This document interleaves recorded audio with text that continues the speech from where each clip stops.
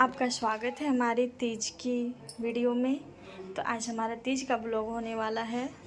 तो देखो ये हमारा सारा ज्वेलरी हमने निकाल लिया है।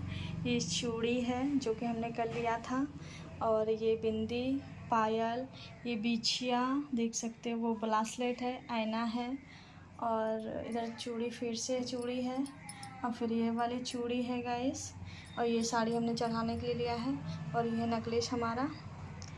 और ये पूरा वीडियो आएगा गाइस, तो आप लोग बिल्कुल भी स्किप मत करना फैमिली प्लीज़, और हमारे वीडियो को बहुत सारा प्यार देना, ठीक है।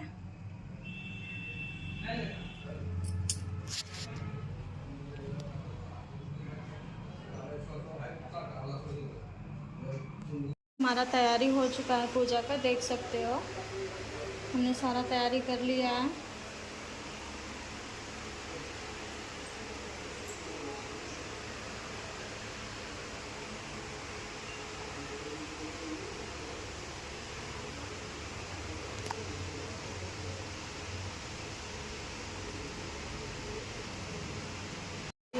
हैप्पी तीज आप सभी को। तो हम हो चुके हैं रेडी पूरी तरह से, और हम अभी पंखे में बैठे हैं गाइस, क्योंकि पता है गाइस बहुत गर्मी करने के कारण ना बहुत प्यास लग रही थी, इसीलिए पंखे में बैठे हैं। और सब कुछ रेडी हो गया है हमारा। अब पता नहीं बाबा कब आते हैं, तो मैं आप लोगों को पूजा दिखाऊंगी। और ये लुक हमारा कैसा लग रहा है कमेंट करके ज़रूर बताना,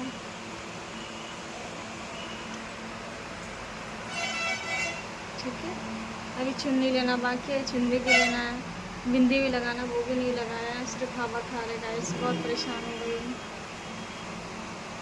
ऊपर से बारिश भी आज नहीं पड़ी गाइस।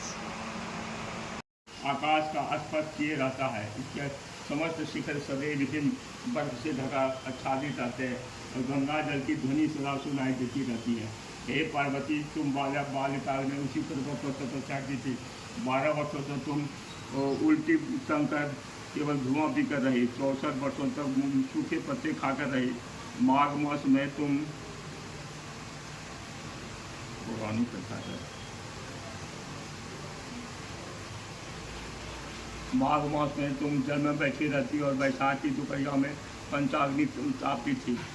सावन महीने में जल बरसता तो तुम भूखी प्यासी रहकर मैदान में बैठी रहती थी।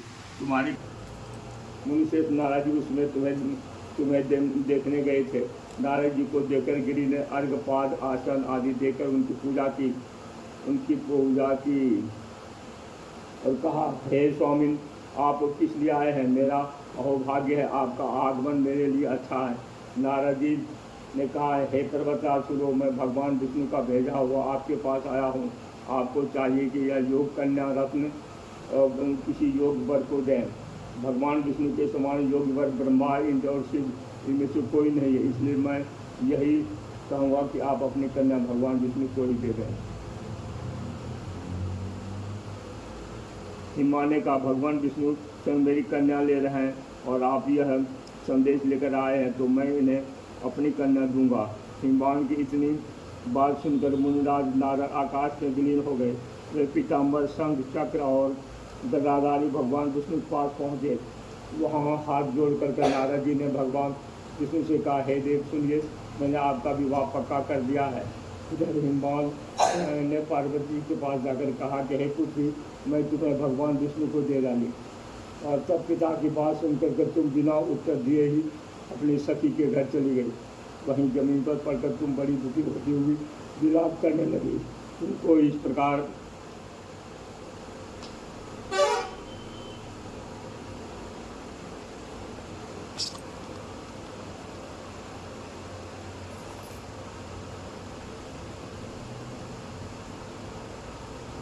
विलाप करती हुई देख करके सखी बोली, तुम क्यों इतने दुखी हो?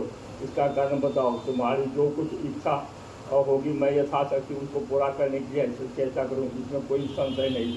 पार्वती जी, मेरी जो कुछ अभिलाषा है उसे तुम प्रेम पूर्वक सुनो। मैं एकमात्र शिव जी को अपना पति बनाना चाहती हूँ, इसमें कुछ भी संशय नहीं है। मेरे इस विचार को पिताजी ने ठुकरा दिया है, इससे मैं अपने शरीर को त्याग दूंगी।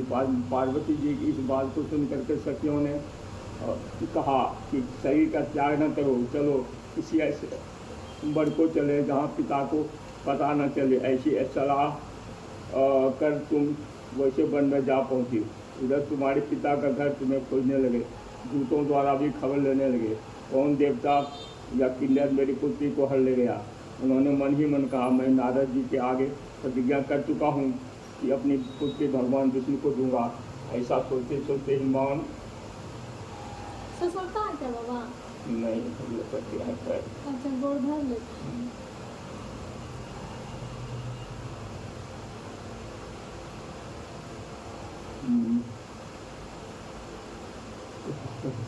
उन्होंने मन ही मन का मैं राजू को आगे ऊपर भगवान विष्णु को दूंगा। ऐसा सोचते सोचते हिमान मूर्छित हो गए। गिरिराज को मूर्छित देख करके सब लोग हाहाकार करके दौड़ पड़े। जब होश हुआ तो सब पूछने लगे कि गिरिराज आप अपनी मूर्छा का कारण बताइए। हिमान ने कहा, आप लोग मेरे दुख का कारण सुने, न मालूम कौन मेरी कन्या को हर ले गया। ऐसा नहीं हुआ तो उसे किसी काले सांप ने काट लिया या सिंह खा गए होंगे। हाय हाय मेरी बेटी कहाँ गई, किसी जिसने मेरी पुत्री को मार डाला। ऐसा कहा वे वायु के झोंके से कांपते हुए वृक्ष के समान कांपने लगे।